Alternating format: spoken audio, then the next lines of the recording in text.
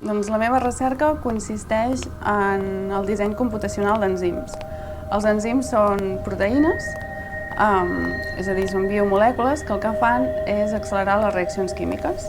Si tenim un enzim, la reacció va molt més ràpid. Em dic Sílvia Osuna Oliveres, soc de Castelló d'Empúries, química computacional i investigadora de la Universitat de Girona.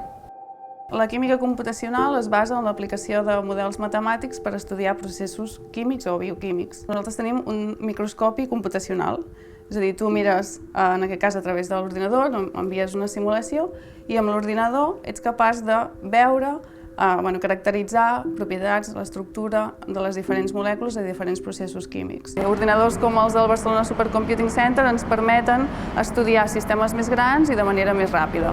En aquest cas és l'enzim final, que li hem fet canvis en l'estructura i veiem que els 3 residus importants estan sempre ben encarats, ben posicionats per poder donar la reacció.